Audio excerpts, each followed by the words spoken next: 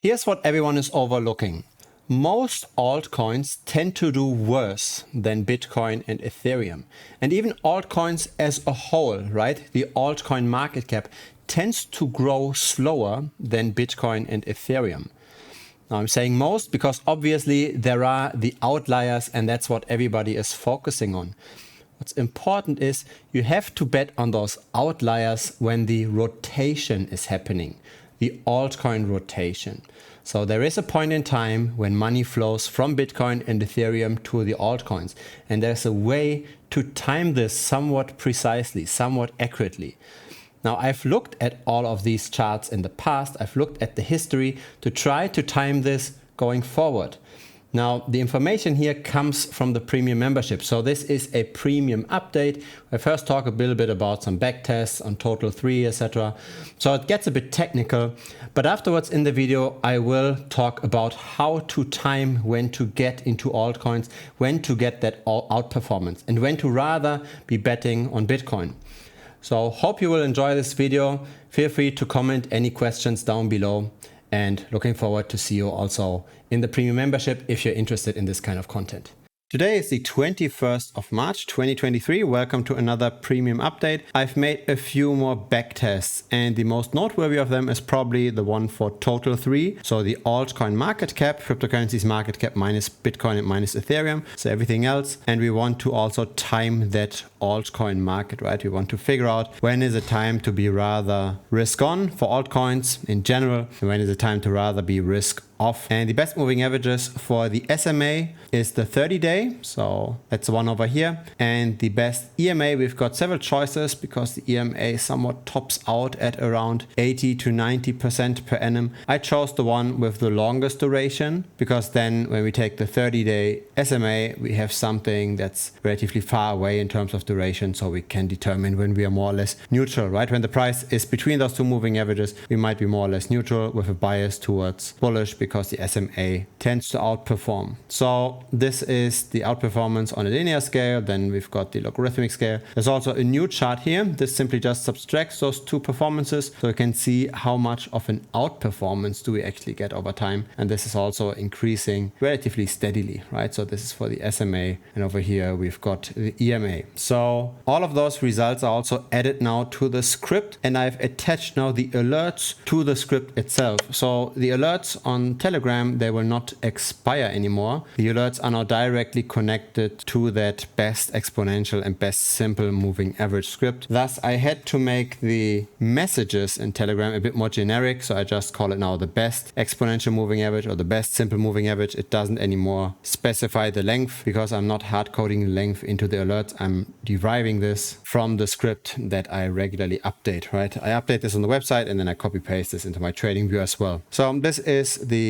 current situation with total 3. We are above both. So in terms of US dollars, the altcoin market is likely to go up. Now, I still want to show my doubts that the altcoin rotation is probably not going to happen that quickly, but I am very, very bullish on Bitcoin, especially over the next weeks long term. So let me show you what exactly I mean. So maybe first things first about Bitcoin. Why do I think it's so bullish? So if you just look at the long-term charts, for example, the market value to realized value Z-score, right, with the realized value line here in blue, we are now coming out of this bear market. And historically, when we came out of this, we usually followed up with a very, very nice rally. This is Bitcoin over the very long term, right? And so this measure looks at the delta of the price to the realized price being the price when Bitcoin last time moved. Whenever the price is below the realized price, the market in aggregate is at losses. Whenever the price is above the realized price, the market as a whole is in gains. And so whenever the price is below the realized price, like over here, since everybody's in losses and long-term Bitcoin appreciates, the sell pressure is way, way lower than the other way around, right? When the price is above, then people tend to take profits. So in general, whenever price is below realized price, we want to be accumulating heavily. And when we come out of this, when people start to get into profits again, it's usually when attention goes up for Bitcoin again and when we can make money from this, when Bitcoin appreciates. So this is very, very positive. We are starting to pick up here. And a different measure with a similar result though is the Rodel ratio. So this simply just looks at how much activity is there in the last week versus in the last 1 to 2 years. So when there's a lot of activity, so when this orange line is very, very high, then there's a lot of speculation in the market, a lot of hype, you want to be selling, vice versa. When it's very low, nobody looks at Bitcoin, that's when you want to be buying. And this looks very similar. It tracks these tops and bottoms pretty well. And we are now coming out of this trough. We are picking up with short-term transaction activity again. So bullish as well. There are also two other interesting metrics that try to determine tops and bottoms. So the balance price, where we bounced off historically relatively well. Now we're coming up here. The cumulative value days destroyed, similar thing, a bottom metric. And then we've got the terminal price, a top metric, which is at around 100K. And it was relatively useful in determining tops in the past. So this is kind of the upside potential versus downside potential. If you just look at these long-term charts, downside risk being 17K or so, or in this model 14.5K, upside potential being around 100K. So risk versus reward still looks quite useful. Another interesting thing why I'm bullish on Bitcoin is here the miner revenue from the fees, so from the transaction fees. And whenever this peaks up, this is when the market wakes up, so to speak. And whenever this is down, transactions aren't high enough, and it's only inflation that miners profit from, right? So it's not the additional transaction fee. So it's just another metric basically of how active the market currently is. And it's very nice how this actually triggers quite reliably these bear markets and bull markets, how it's indicating them. And this is now turning bullish. There was only one fake out in early 2019, but besides that, this is relatively useful in spotting those bull markets and bear markets. So overall, I think Bitcoin itself looks very nice. Now the question is always about rotation, right? When are we going to move from Bitcoin to Ethereum and from Ethereum to altcoins? And there is this saying, right, that the capital basically flows across the crypto space from risk off to risk on the further we proceed in the bull market.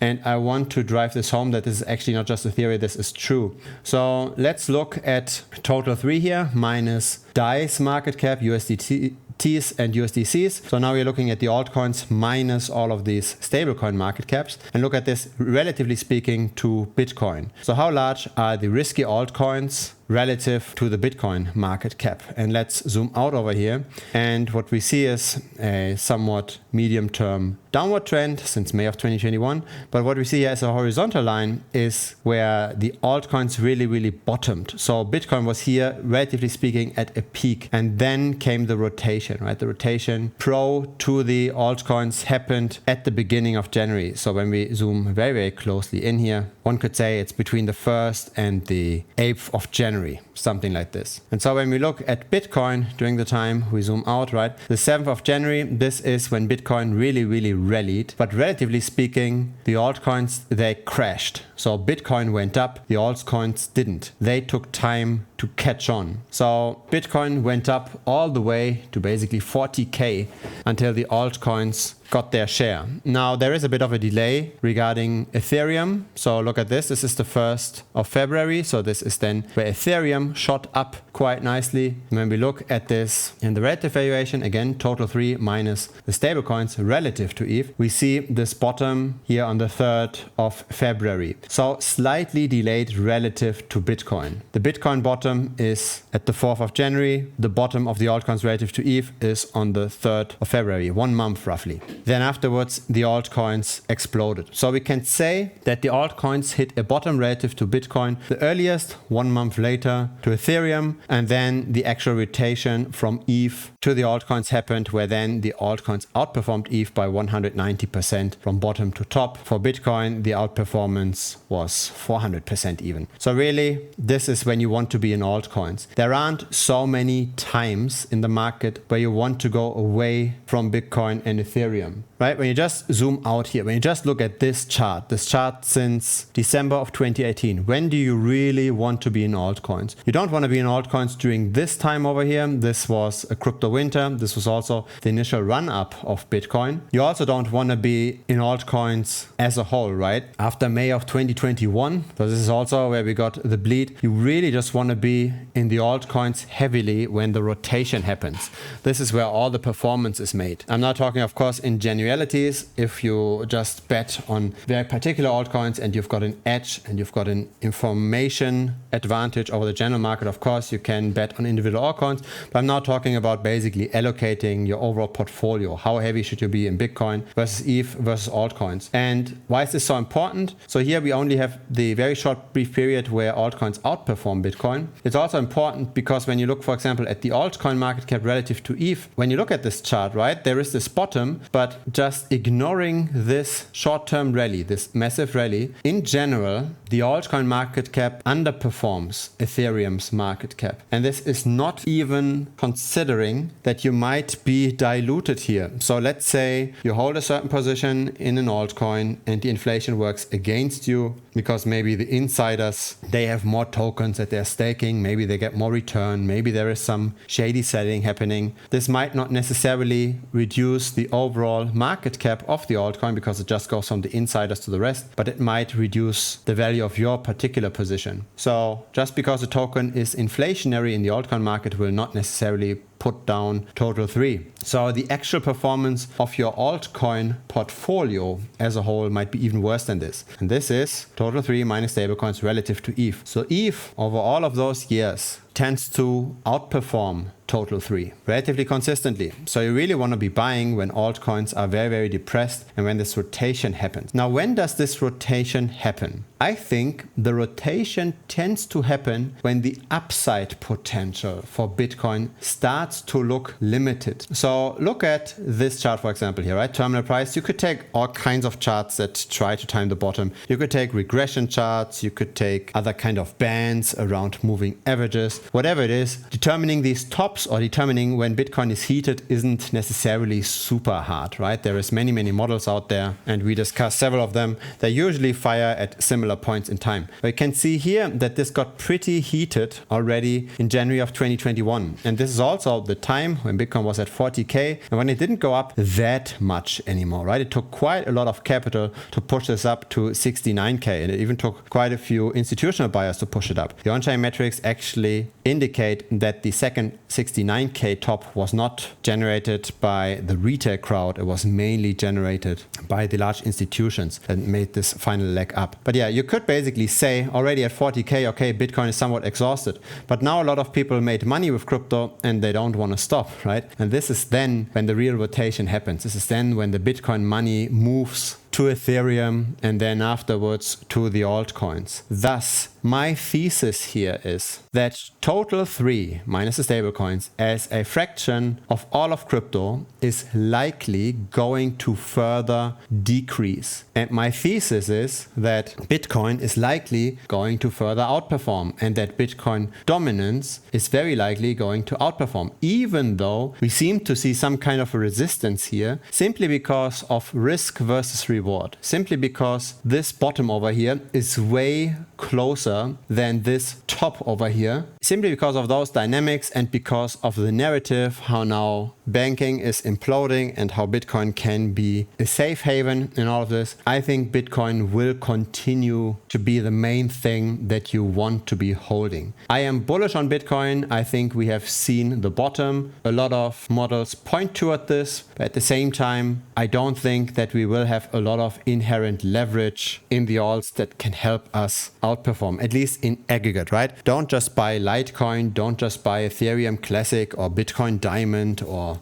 Dash or whatever it is. Don't buy those first generation cryptocurrencies. Maybe even stay away from things such as Avalanche. Even though Avalanche had its nice time, right? It used to have especially a run during the rebase token run up in, was it 2021, 2022? But yeah, when you look at AVAX relative to ETH, it doesn't necessarily look that positive. Why take on this additional risk when you don't really know what kind of altcoin is going to outperform? You really need to have a strong conviction with your particular altcoin and you need to have something some kind of indicator that worked very well in the past, where you also have the volatility that might be worth it. So one potential candidate could be Phantom, right? Phantom has a very nice backtest, very good backtested indicators. So I also made a public video around this. This could be a potential source of alpha, but maybe it's even easier to just generate alpha by having a Bitcoin position that is very slightly levered. Like, I'm not talking about 2x leverage, I'm talking about 1.2, 1.3 leverage. Maybe when we go a bit down again, right, we have a bit of a retracement close to the EMA. That could be a point in time to double down on the Bitcoin position. I think we do still have quite a bit of room to the upside before the rotation to ETH and to altcoins happens.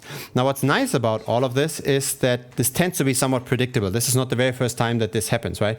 We had a very similar movement over here where we came out of the crypto winter and Bitcoin dominance went up during this run up. So same thing as here now, right? Bitcoin starts the rally and it outperforms everything else. And what I like about the dynamics is that it's really first Bitcoin, then ETH, then altcoins. So you can potentially time altcoin trading even better because you can look at when does the ETH outperformance actually kick in. Because once ETH outperforms, then the altcoin outperformance isn't that far away anymore. So you can simply just look at ETH relative to Bitcoin, which obviously now continues to underperform because Bitcoin is so much on a run. And I do expect that it's likely going to continue to underperform for a while, maybe until Bitcoin is at 40K, maybe it even takes until it's at 50K. So I do expect this underperformance to continue. But once this bounces back, right? Once Ethereum tends to outperform Bitcoin again, then instead of chasing that Ethereum rally that might last for a week or maybe 4, we could then already get pretty heavy on the altcoins because then the money will continue to flow from ETH to the altcoins and rather be a bit too early than missing that rally altogether, right? Because when you are in the altcoins at the right time, the potential rally, of course, is massive. But so far, I still think that the current trend will continue. The altcoins are going to underperform with a bit of volatility, of course. And once Bitcoin is at high enough of a level and the upside potential isn't that high anymore, potential risk versus reward isn't that great, then the rotation will happen and then we have to be set up correctly. Until then, be very selective with altcoin speculation. It's not really worth it. It might be more worth it to simply just double down on BTC and time those ups and downs somewhat, right? Buy more when we have a bit of a retracement, and if you want to sell a bit when we go up a bit, depends on how short term of a trader you are. Looking forward to your feedback again in the chat. Let me know if you need any new backtest for a particular altcoin that you're currently having a look at. And of course, see you in the next video as well. Bye bye.